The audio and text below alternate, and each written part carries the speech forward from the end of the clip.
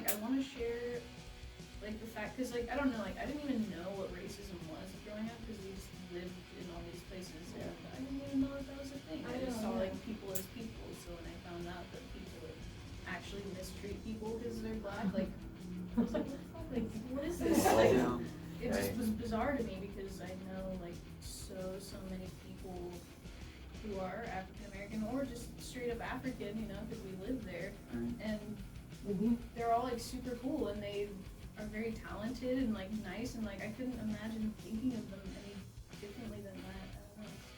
I don't know. I was watching during the protests. It was really neat to see how interracial and intercultural the protests were.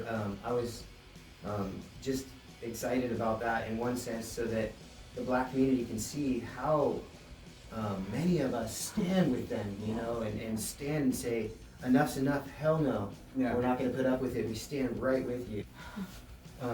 Bob Marley and reggae music came from black people coming over to the islands as slaves, and basically saying, you know, to the white man, to the wicked Babylon system that brought them over here, you know, fuck you. Yeah. You know, this is my statement, my music. Here, this is the reason why this music exists. Yeah. To say enough's enough. You know, we're not going to stand in this anymore. And I think so, man. Like I feel like a movement's ready to come out of the music industry as a whole from all of this. I think this is a raw time for bands to write songs and to do tributes like this and to start standing up and speaking out. And as that voice is heard, I think let that voice dictate what reform looks like. I don't think reform's enough. Every time reform happens, it's just another guise for more systematic racism. Right. So let's let that voice be heard and make decisions based on that voice, not on what privileged white people think is best for this whole situation. Yeah. And the same thing happens not only with African Americans, with Mexicans and all races. When they're not in their country and they're here, they're used like some strangers, they can do some work, you know? Yeah. Here's the thing I want to say is just instead of fearing people from other races and cultures, we should really be intentional about getting to know people of other cultures and races, because 100%. What it does, it makes us better people. We can 100%. Rub shoulders with people who see life and have experienced life from a totally different lens and a totally different viewpoint.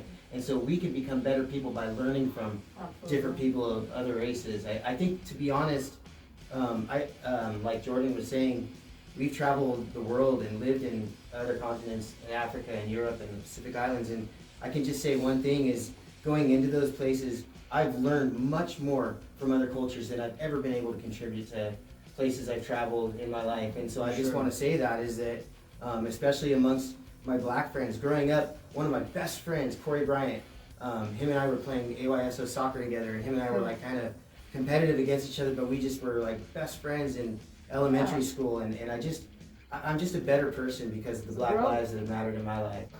I think we need to take this time to recognize and show respect for all the lives that have been lost. Not only the ones that people are fighting for right now, like George Floyd, but all of the lives that have been lost that have gone unnoticed, that no one knows about because nobody seems to care, which is not okay. We need to recognize and move on and respect those lives. She has like certain emphasis, like I've heard it recorded before, and they're like, oh, it pierced me a little bit. And when I heard her, she's like, she ends it somehow like, I don't know how you can be an artist and not reflect the times. And then there's a song that I remember that I was listening to starts right after that, and it's like, we should, right? Yeah. How can you be an artist and not reflect the time? Right. Oh, I think artists are one of the people that do exactly that. Most of. Yeah.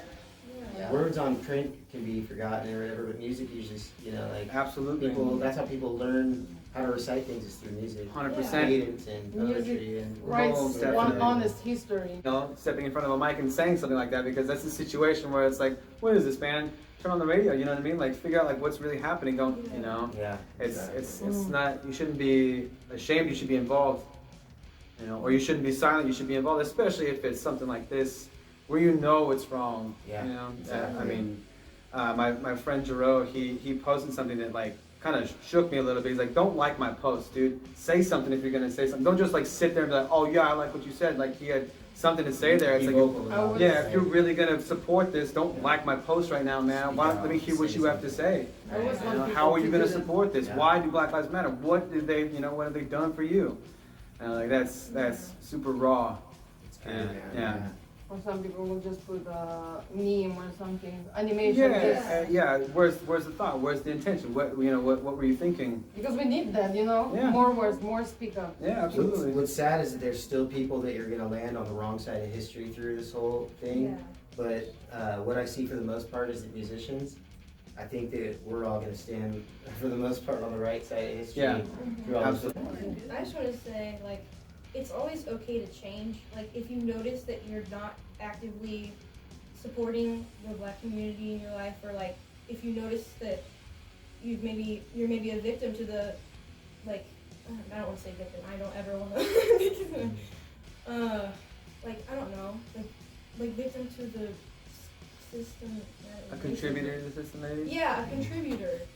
Like, if you realize that you're a contributor, it's always okay to change. Change and make that change, like you're saying, Beanie. And be intentional about going the complete opposite of those biases and those those racist tendencies. Yeah. By really, again, rubbing shoulders with people from other cultures and befriending them and getting to know people from other races and cultures. It really brings a depth into our lives. Without a doubt. It's definitely essential to question yourself. At least you question yourself. Yeah. Some people don't even start They or don't think dare there's to anything do it. wrong, or It's been handed to them by somebody Right. else that hated something as it's just this terrible learned behavior. Right. It doesn't make any sense. People have more respect for people who are willing to make a change than people who just stay silent. Absolutely. Yeah, they think that what they've done is good enough, or I don't need to be a part of this. Right. Like, I'm neutral or something like that. I don't I see just how don't you think could there's a neutral stance in this. There's really not. thing, There's really not. Take. I couldn't agree more. Yeah. Black lives do matter, and that should never be put out into question. All the human beings in this world, we all belong to the same species and genus, with our own unique nuance. A true life they have given to music that we all have today, and therefore to the world, and I'm very truly grateful for that, and to all the wonderful things and spirits that you have engraved in this planet. We are here for you, with you, and we honor your existence.